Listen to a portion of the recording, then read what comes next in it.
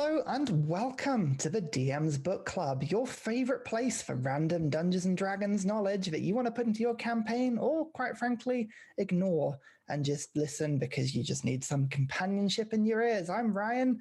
We're here again to talk about some crazy stuff, particularly this week, and I am joined as ever by the architect of madness that is going to be this session. Fiona, how are you? Hey, hi.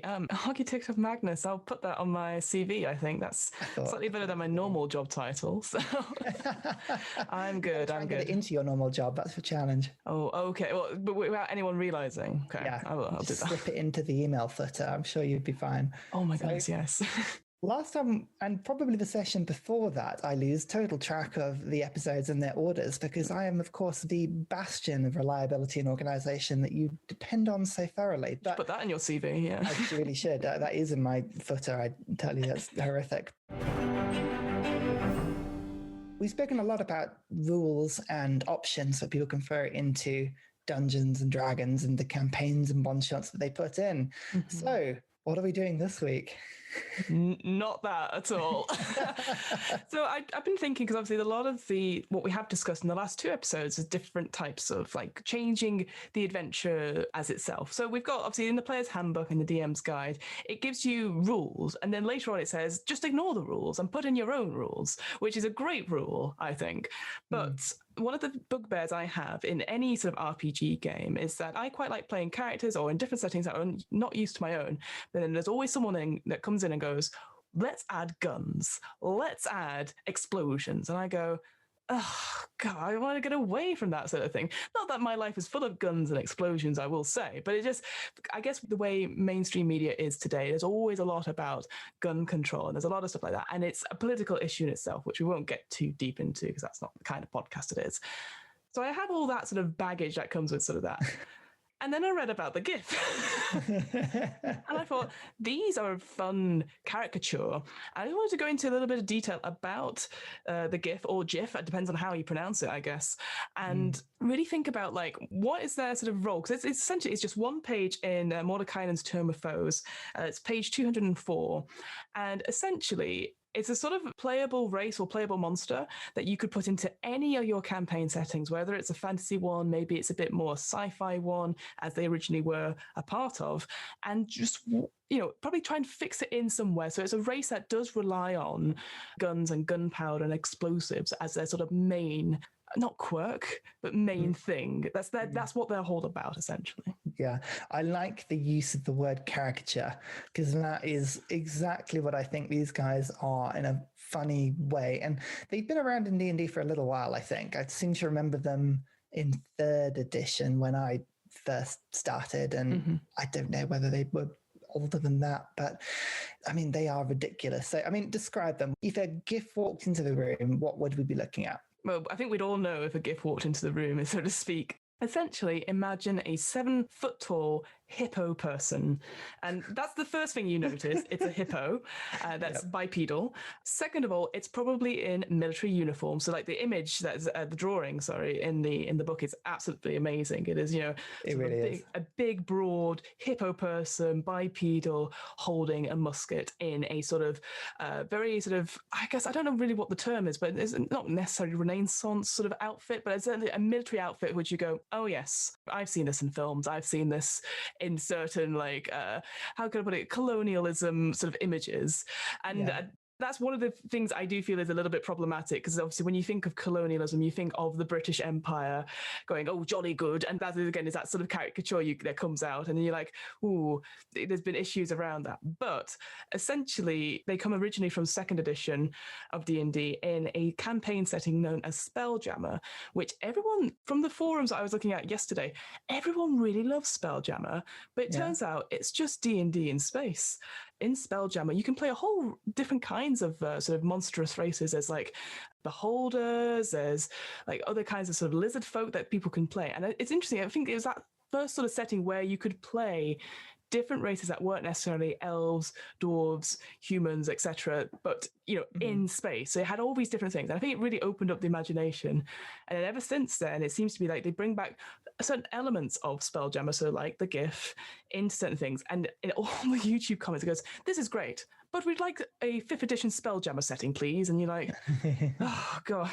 So, yeah, so that's essentially where they're sort of the origin of Giff are. And they, in that setting, were a playable race, whereas this is more to have them as minor characters in your settings, as sort of hippo people with guns. I would say, as a little add-on, if you ever want to play anything as a playable race, and as a DM you want to make it into quite an easy conversion, or to be able to let your players do what they want, the easiest thing you can do is basically just take the human stat block and replace it with whatever race you want. So if somebody wanted to play a Giff, it would be very easy to say, of course you can, just pretend you're a human. So with +1 to all the stats, and then we'll just assume that's effectively what you do, or maybe even a variant human, or just replace one of the stat blocks of something already in the game. It's definitely a really easy thing to do. Yeah, the idea of hippos in space, like that just appeals to me on a fundamental level. And you're right, the artwork of it is just amazing. It's somewhere between a Napoleonic uniform, and it's not quite a red coat. It doesn't have the long sort of coat, but it's that formal dress shirt, isn't it? There was a time in military history, this is going to be really boring, but where the armies went from being brightly colored, decorated, fantastical things to starting to wear camouflage. And that was kind of around the time when guns became less about show and more about actual accuracy. So when rifling became a thing, and muskets, where you could get one huge brigade of about 100 people all armed with muskets across a field from another brigade, and they would all be firing at each other for minutes, so barely anyone would hit anything because the muskets were so inaccurate. And as soon as rifling became a thing and people could actually hit each other, it became less of a thing about formation and more of a thing about make sure you're hiding so that nobody can see you because the weapons are really accurate.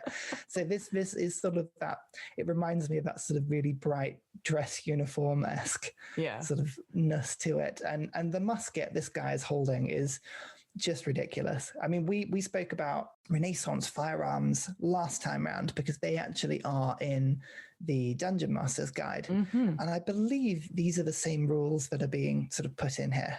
Yeah, definitely. And actually, just to go back to your point about, you playing anything, and I completely agree with that. I think what I find interesting is that people are demanding to have it officially in these settings. For like Adventurers League stuff, I believe that's the case. But then we'll probably go on to this quite a lot into the role-playing aspect of Giff, because I think there's different ways you can take it. But I did think to myself, why would you want to play a Giff for longer than a one-shot? Because there's a lot in here, and we'll go into the backstory of it, but I just feel there's a lot in the Giff itself, even for one page, that you need to keep consistent and to keep in your head. It definitely has beautiful role-playing potential, but the actual sort of stats itself, again, they're good, but it's like you could put any stats in and just be a hippo person, if you see what I mean. So I just find it interesting that there is a real cry to be like, but we want to play this officially. You need to do the rules. And you're like, no.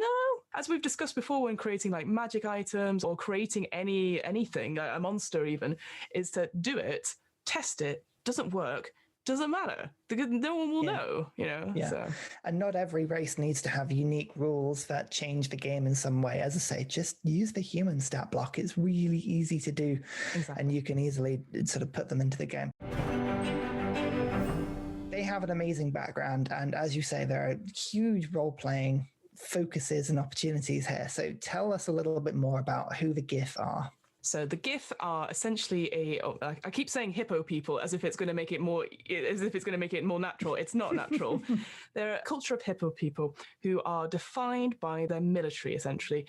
When they are born, all the way up to when they die, every Giff has a military rank. They have a position in their society, and they can only be promoted by a superior. So it's all about, like we've talked about recently, with like honor, and also that sort of like very, chin up lads, we're going to do it. It gets a very sort of militaristic sort of like a take on sort of Britishness, I would say. I think maybe that's because we're biased because we are British, so we see this in everything we do.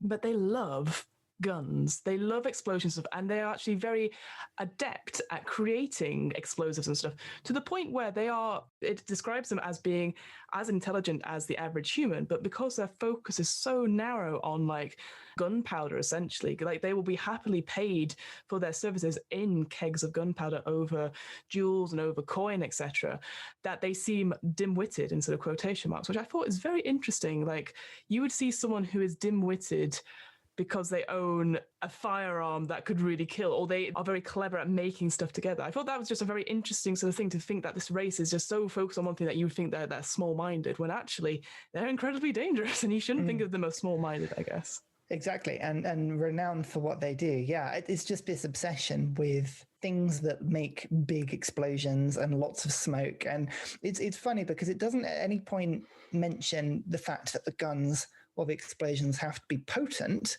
or useful or refined in any way. It just talks about the fact that the more smoke, the better. The bigger the bang, the better the weapon. So loud and flashy is what I got down. So. Exactly. Efficiency perhaps isn't the prize attribute of these creatures. I think it's. Yeah. I just like the sort of image of them. So tell us a little bit more. So if you were to encounter one in a random environment, do they tend to be solitary, or do they tend to be sort of remaining as part of this sort of military? So interesting enough, they are quite social creatures, but in the sense that they are completely xenophobic and prefer themselves, which again it's that sort of course. And they talk about like when they're in a unit together, they like it to be mostly Giff, and they will refuse to fight other Giffs unless there is like a contract where they will sit out any actual fighting with it, almost like a gentleman's agreement, I'd say. And it does feel like, again, I have flashes of those sort of battle reenactments that you sometimes see on the, not necessarily the news, but you hear about in America, where they'll recreate battles, but of course everyone's good friends. It's like nice to have a showy sort of battle, and like you said, they are very loud, very flashy, and it's almost like they are romanced by the idea of like guns and stuff, which again is interesting when we're living in an age now where guns obviously are used for weapons of war and stuff, but these they use it to show their what's like the word, like it's used to be sort of just showing off their reputation. Look, we have these, but everyone knows that they're just like smoky, they just look cool, like they are the special effects of the Giff rather than actual warriors. But they are geared to, they are trained and educated to with the techniques of war, so they could do it if they wanted to. But I think the impression I got is that they are very much into the whole, we like the reenactments, we like feeling like we look amazing. It's all about the look, I think. Yeah, there's a lot of internal reputation. And I mean, we spoke last time out about honor as a stat that you could throw into a campaign. This is definitely the sort of regime and race and situation that you could put something like that in, where what your character does is almost sort of how they do it is almost more important than what they do in terms of who they talk to, how they build themselves up the ranks. And yeah, the image of just a huge fight going on between two sides, an infernal battle where you've got demons and devils throwing themselves at each other. And on both sides, there is this huge squad of mercenary Giffs, this military regiment that's been hired for money that all only work together. They have their own little battle group and they're fighting away. And then one crests a hill and sees another group on the other side and goes, oh blimey, good to see you. And they all put down their weapons and then just go, oh, we're not fighting. Oh, sit this one out. Yeah. And that's exactly it. Yeah. I have to say, there are clear caricature is a good way of putting it. There are clear comparisons here between a sort of very colonialistic empire-esque sort of, like that sort of gentleman's agreement. Yeah, and I can see that sort of that style. I don't think it's supposed to be a particularly flattering image. That's why I hope people get out of this completely, because I feel like it talks about like how they prefer their own kind. And it talks about at the end of like there's no honor in magic. There's very few Giff wizards or spellcasters per se, but they prefer, oh no, that's not our cup of tea, etc. When really in D&D, and certainly most Forgotten Realms sort of campaigns, magic is such a well-versed thing. Like, it might be rare, but it is a very revered thing to be either respected or feared. And the fact that the Giff are like, we don't want any part of it, you think that, well, that's really interesting, and that's really different. So exploring these sort of different viewpoints, I guess, and getting them to play out. Like there's just something about the GIF, seeing that they are originally space hippos. It never gets easier. They are about moving to different planes and knowing stuff, but they're like, oh, magic's not for us. No thanks. And you're like, no, but that could advance a lot of your tech. Because could you imagine like a GIF in an Eberron setting, for example? Yes. They'd hate it. It would be hilarious, absolutely hilarious, because they'd have their own culture, just ignoring Magitech, just with even bigger guns where they can fire even more bullets and have even more smoke. Yeah, no, they are a sort of, the caricature is there to see, and people should take it with the great, I think, the pinch of salt of which it is intended. Yeah, the xenophobia and the inability to take in ideas outside of their own and the way they sort of do things. But I think they can be used to more comedic effect and to more interesting sort of effects. So, I mean, I put them into my campaign that we're sort of running at the moment as I say, exactly that sort of empire that is very xenophobic and very militaristic in how they do things. And I think, I mean, the no honor in magic is really interesting, actually. The idea that, as you say, there's nothing stopping them actually being spellcasters. It's just they just don't have any interest in it whatsoever. And actually, leading on to that point of what you said about, like, because we've only, and I appreciate we might come back to them later and stuff, but currently in the campaign you're running is that we've only seen a fleeting glimpse of them, and only in that time where it's like, oh my goodness, we want to go talk to these people, but then for various events we've not been able to.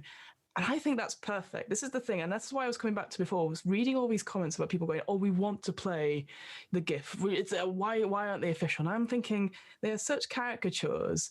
It's probably better that they are just fleeting. You know, again, it's that sort of, it is comedic not to play them, and it is comedic to see them as the character. You're like, oh my goodness, do you remember that time we met the GIF? The one-off episode in the TV series of Star Trek, you know, where you meet the characters and that they are so outlandish and are so different to how people expect them to be.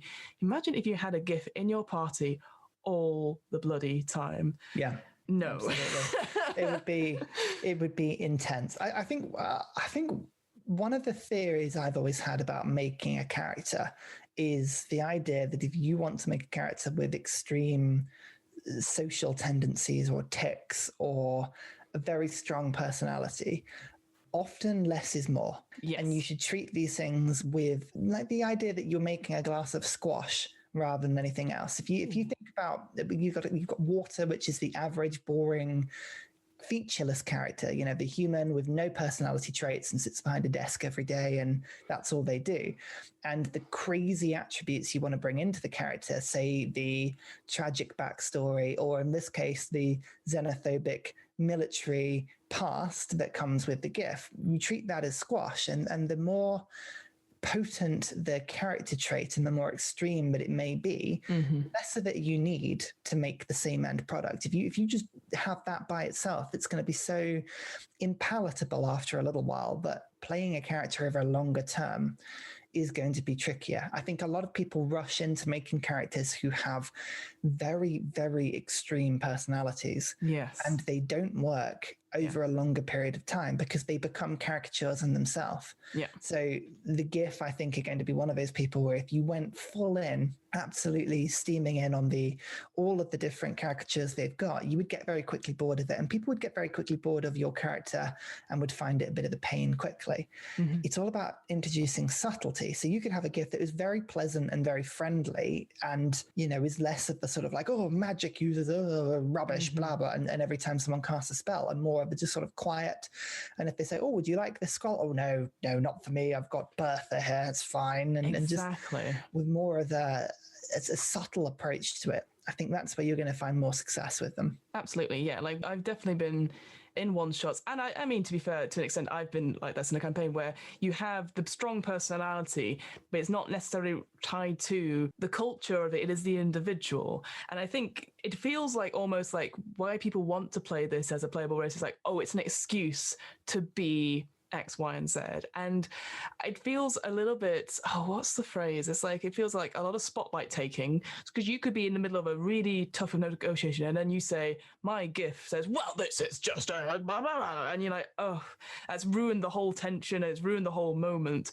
it shouldn't be about one character. It should be about the whole party in a situation. And like you said, the less is more thing, it works in every situation. So I think the reason I sort of picked this as Giff, I feel that they are so outlandish. It's like, how would you justify using them in a campaign? And I think what we've discovered really is that, fleetingly for now as an introduction. And then you could even change all this. Like the military organization stuff, that is one thing. I mean, you could have it so that it is a certain order, a pecking order per se. Maybe it's not necessarily about using guns. You could have a whole section of Giff who are just purely gunsmiths, and they just like making them because they're very good at the internet. But I'd not the battle. No. I like the tech. It's very, very good. And you could again change it like that, and just. They are quite intimidating creatures. They're 7-foot tall hippo people who are as wide as they are broad. And like in the stats itself, it talks about, head first charge. It can charge at you. You do not want to face these on the battlefield, but maybe having one that's not necessarily for war or for battling in such a way, they prefer the glory of it. That could be quite interesting as well. Yeah. The head first charge reminds me of sort of like using that portly wine weight to bowl people over rather than anything that's particularly combat orientated. So let's have a look at the stat block of them a little bit. So if I were to encounter a squadron of Giff on the battlefield, what have I got to watch out for? What are their strengths and weaknesses? So they are going to be wearing breastplate armor. So they have an AC of 16. So not impossible to hit, but actually, quite tough for lower level characters, perhaps. Hit points average is 60. So not a lot of health, maybe, for a hippo. I don't know. I feel like hippos, I don't know. I've got hippos on the mind now. So I just assume they're just the embodiment of health, but not necessarily. So like you said, that sort of the wine weight aspect of it. So maybe they're not as healthy as we suspect. Speed is only 30 feet. So they're not necessarily quick per se. They're the same as average and everything else. But here's the interesting thing. All of their stats are positive or neutral. There's no negative stats at all. So like their strength is a +4, dex is a +2, con is a +3, 0 for intelligence, which makes sense because that's just the pure average, like an average human is. +1 for wisdom and +1 for charisma as well, which I find, again, it's that sort of interesting thing because you think, well, all these talk about their culture and wanting to be, it's just the Giff and not necessarily poo-pooing the idea of outsiders and stuff. You think, well, they must be horrible, but actually they're probably very charming creatures. They're above average charming.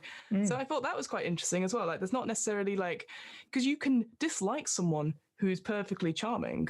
Absolutely. And I think that, again, that's to put into the role play of it, that they're not necessarily evil creatures. Again, their sort of alignment is lawful neutral. They follow a code, but it's a law unto themselves in the sense of they know what they think, they know what's right. They don't necessarily listen to a higher power or anything like that. They only listen to themselves, which I think is an interesting thing. And charisma can also be sort of like a force of personality. I mean, even if these people aren't necessarily, you can have people with very high charisma that are horrible people. Yeah. It's the ability to hold a room and the ability to inflict your personality upon other people. And if Giff are noisy and proud and boisterous and they come in and going, oh yes, it's brilliant, wonderful, blah, and so you can see that being sort of relatively high charisma. No, I can see that. So challenge rating 3 is the example given. So actually one of these creatures is a decent fight for 4 level 3 characters. So they're pretty strong. These are able combatants, I would say. So 60 health as well. Could you, if you imagine level 3 combatants trying to take one of these down, that's a lot of health. And so, I can see that. So, the head first charge, so tell us a little bit about that. I do like that. Yeah, so I'll read it out. So it says, a Giff can try to knock a creature over if the Giff moves in at least a 20-foot straight line that ends within 5 feet of a large or smaller creature. That creature must succeed a DC 14 strength saving throw or take 7 bludgeoning damage and be knocked prone. So it's the fact that it's an either or. So they could just literally sidestep this rhino as it rushes past, or be take that damage and it's not necessarily a lot of damage. 7 damage is fine, but being knocked prone as well. I think it's is it Thunderwave? I think is the one I'm thinking of, where you do take damage even on a save, but it is that being pushed back and prone is the additional if you fail. Whereas this is an either overall, but you're already going to be knocked prone because you've had like a +4 strength creature run at you and just shove you over, essentially. Yeah, exactly. And it's interesting because that's not an action as well. So if you're playing a Giff, they close the distance, knock you over if you're not careful. You're now prone, and then they can attack you with the longsword, for instance, and suddenly they have advantage. So they have a lot of abilities that stack up. I just think it's funny. Anything that sort of incorporates movement like that, you can just imagine them going, oh, bloody hell, here we go, and sort of running. Bon voyage, yeah. I say, what are you doing down there? Stab. Get up. Yeah, no, definitely. And it's interesting to go on to the action points of view. So they can multi-attack with their pistols, which, shoot, fine. But they've got a load of weapons compared to like maybe a normal sort of monster. Certainly for a level 3 monster, you've got the longsword, you've got a musket, a pistol, and grenades. So that's that's 4 different options they have, which again, 3 of them are using weapons or using stuff that possibly your party does not have access to.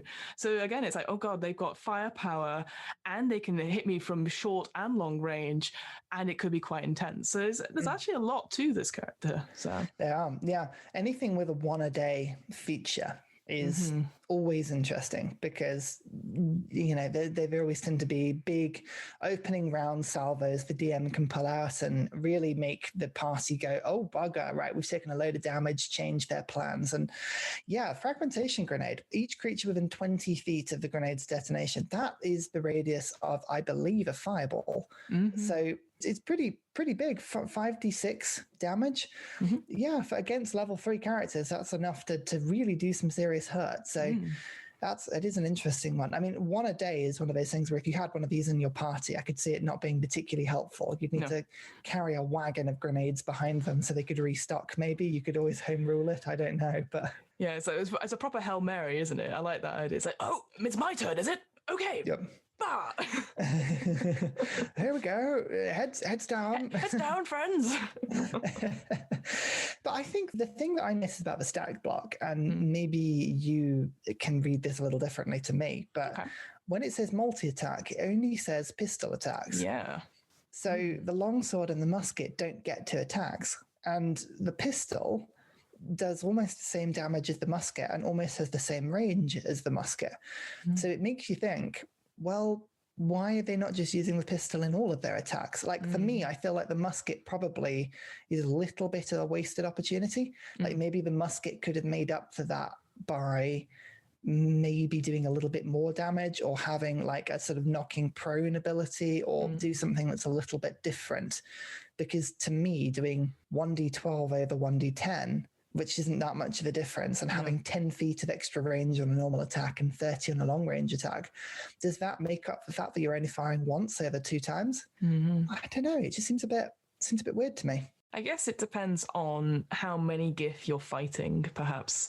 This is the thing. I think we're thinking of it from like, in an ideal situation, what would the Giff do? Because they are military trained. So you think, yeah, maybe they would use pistols. But maybe if you want to really go into that role-playing element where there's a couple of them and they're like, okay, chaps, let's go. And then you have a couple of them rushing in with the swords and then having a backup and having almost like a military exercise. Maybe that's what it's allowing for. So that you have these options so that it's not just necessarily shoot from a long distance. Because maybe it's because again, the image of a space hippo person shooting a pistol is like, okay, but what if they had this? You know what I mean? So I think it's like, here is the sort of min-maxing or the most damage they can do in a turn. Yeah. They also have this option as well for role-playing aspects. So that's what I would say on that. Exactly. I think I would be tempted to improve the musket a little bit. And I could think if you, just for flavor, if instead of a longsword attack, perhaps you could have some sort of bayonet on the gun so that you can combine the charge with some sort of tally-ho and then just yeah, exactly. Yeah, that makes sense. That bayonets win the wars, not people. That's sort of really old-fashioned thought. Yeah. Was it guns don't kill people? Space hippo people kill people. Yeah, exactly. It's the sheer force of hippo that would do it.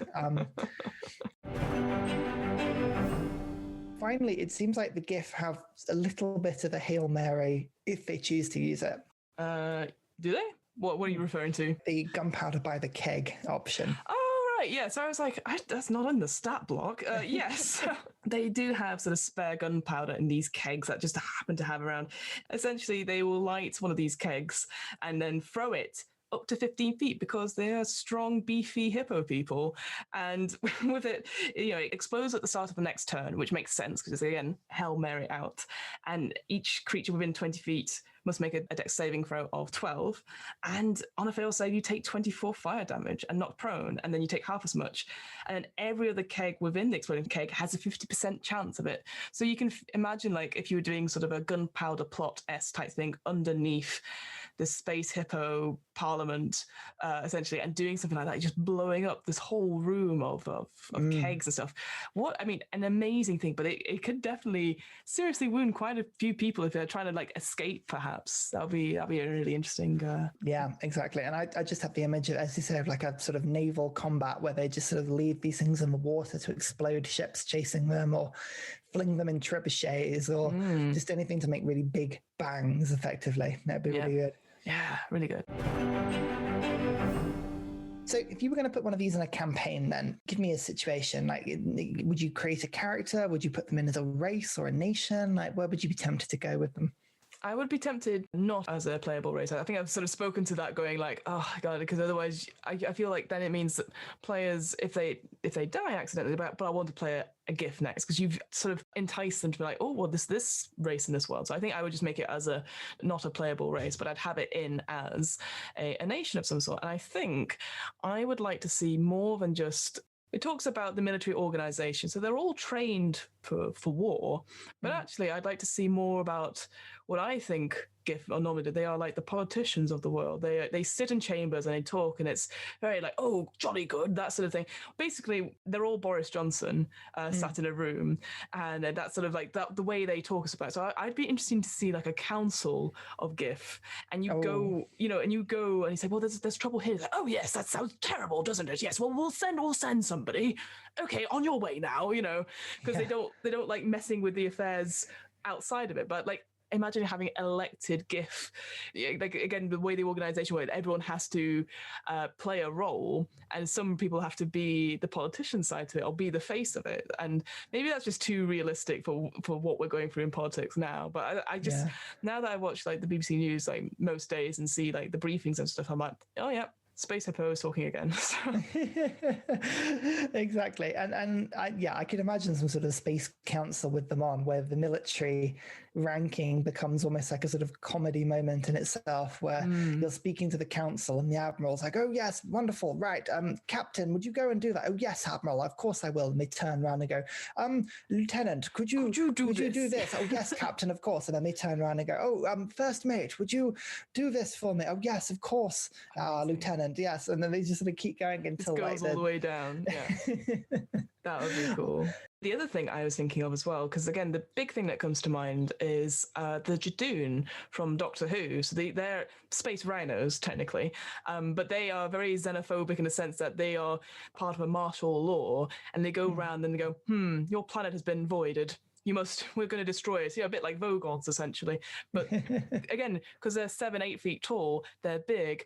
And to be fair, they have laser guns, so it is a bit more terrifying. But I just like the idea that, again, the military preciseness of them, of going somewhere and then going, Boso, Roko, or whatever it is they say. Again, something similar for the Giff. Like they have to do some chants no matter where they go, and it's something really, really silly, but it's very important to them. Because again, in the stat book, they only speak common and no Giff language, so everyone understands them. Yeah, exactly. There's you just explain the accent, or do whatever you want with it. Yeah, I quite like that in D&D. They try not to put too many languages into it. It's just a common. If you want to, just any race can communicate. It's only a couple of weirder races tend to have their own languages, which I do quite like. was there anything about this you would change or anything you didn't like, or? It's very hard when it's only one page. And again, like I said, it's a caricature. So I think my only worry would be like if people really wanted to have them in their campaign, it's like, well, what is it for? Like, what does it add to it? Is it literally the comedy element of it? Or are you planning on exploring some of the themes that come up in this culture? So there's not necessarily anything I'd remove. It's just more of a reminder of maybe being aware that, as with all things, there is culture, there is background to it. It's like, why are you putting it in?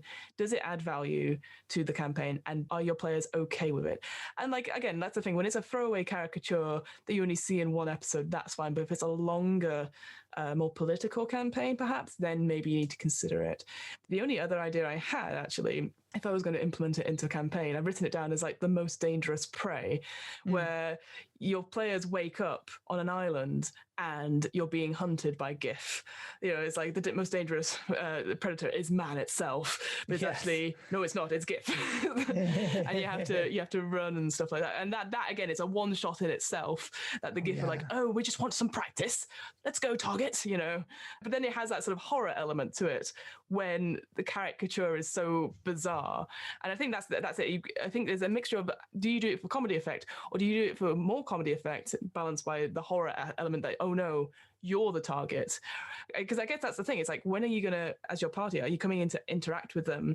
Is it as equals? Probably not. The Giffs see themselves as much higher, and you need to really emphasize that, saying these aren't necessarily nice people, and they're lawful neutral, so they won't do anything outright deliberately to kill people or anything like that. They're not evil, but like, they're not great. There are better morals to be have, perhaps. So that's the only things I would think about changing. No, exactly. And I think the good thing is you can always sort of throw your own stamp on their morals and how they work. And as I say, D&D is yours to change, and you can have some fun with it. I think it's good in that sense. No, I really do like it. And you mentioned that the Vogons, I think, are a really good like caricature of, they're more sort of bureaucratic and imaginative, lacking creatures, but maybe that sort of reliance on military you could have some fun with. Like you could have a Giff, because obviously Vogons are known for their terrible poetry. So if I imagine like a Giff poetry night,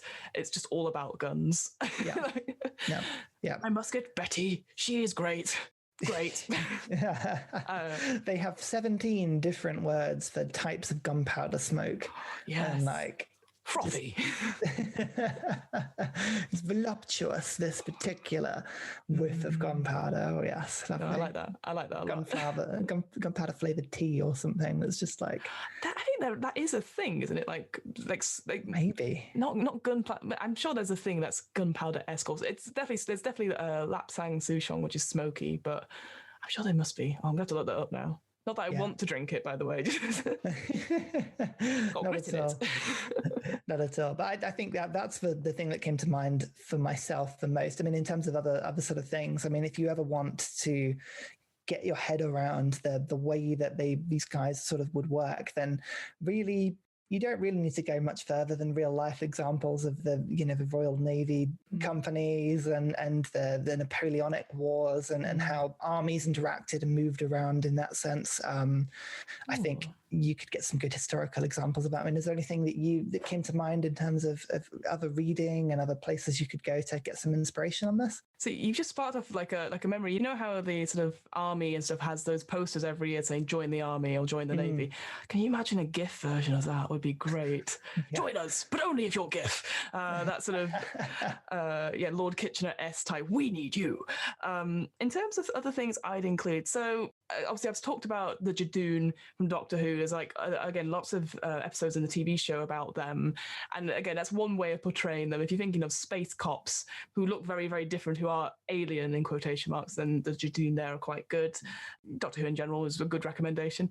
If you're thinking of caricatures in general but you're not like, oh, I don't really want to look at Boris's face, the other great example is Nigel Thornberry from the Wild Thornberrys, voiced by Tim Curry, who's again is like, oh, smashing, that sort of like again someone who is very passionate about something. So he's very passionate about wildlife and being a documentary person, but it's completely like useless. Like he has the whole team around him, his whole family who help him create his documentaries, but he is the star and the personality, but he is very much, it is a caricature. Yeah, useless is the best word for it. So maybe having something like that where, like as you said, if you're having the Giff pass orders from one to another, it is that sort of aspect where everyone's, oh, jolly good, smashing, great, and then passing it down, and like never taking things seriously. I think like everything is positive, and not necessarily like, oh, we'll get the blighters, haha. Another caricature, you could be Brian Blessed, essentially, like the big booming voice. That'd be funny. Basically watch any Blackadder that he's in, or any show he's in, you're like, oh, Brian's playing himself. So oh god, who was the guy in Blackadder that was he used to come in and go, oh yes, it's me, haha. Lord Flashheart. Lord Flashheart, that's it. Right. Great. Yeah, it comes through the ceiling, etc. So Lord Flashheart, Rick Mail, that was, and of course it was, and Brian Blessed, essentially, very good portrayals of, essentially, it's British actors who have big voices. We'll go with that. It's the best stereotype you could ever want.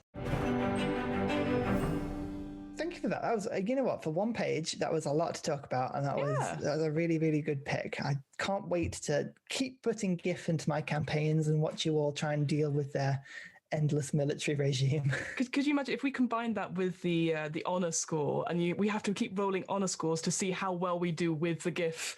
I don't think it will go down very well. So Ryan, have you got anything planned for us next time? What are we thinking about?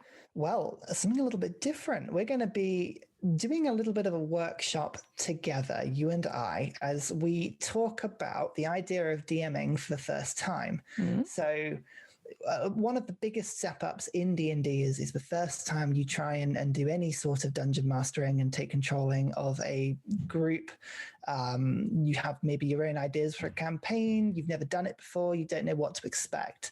And we've spoken before about using pre-built modules, and I want to step us a little bit away into let's design our own first session for a group of 4 first level players. Ooh, so we're going to have a look about building a little starting world, about whether we go big and small for the campaign settings. We're going to be essentially going through different things to think about in terms of picking villains, picking encounters, how to balance things like treasure, putting all of the things we've spoken about before, and doing a bit of a case study where I'm actually going to make you do a first session with me. So we're going to be What? Homework? No. No homework required. No, just turn up and we'll do it together. Turn up. Oh, okay. Now that sounds fun, actually. That sounds, again, it's all those sort of things where I'm like, yeah, that sounds fun. And then when I get there, I'm like, oh, but why? No, that sounds really cool. And again, as you said, it's always, it's basically, it sounds like just basic things that you should consider for your first session. Doesn't mean like you have to think of everything, but it's always like, oh, if you've got run into a problem, you've already got something prepared. So that sounds really good. Exactly. So guess who forgot to talk about social plugs, etc.? Whoops. All right, well, we'll do it now. You can find Ryan on YouTube on his channel, that's Ursa Ryan, where he does all sorts of amazing cool stuff with Civ, especially Civilization 6 with the new season pass, I think it is. He's also got a Discord and a Patreon, so go check out his stuff there. Me, I run What Am I Rolling, a twice-monthly RPG one-shot podcast. We release episodes every 2 weeks on a Sunday. And yeah, that's going well. So you can find it on the What Am I Rolling website. That's www.wairpodcast.com. And you can find us on Twitter and Instagram at WAIR_podcast. Both me and Ryan are in TBA Mondays, which is a D&D homebrewed YouTube series that comes out on YouTube at points. We're struggling a bit at the moment due to internet stuff, but it is really good and we highly recommend you watch it. So that is TBA Mondays on YouTube, and on Twitter, if you want to follow that, that's at DNDTBA. Great, thanks.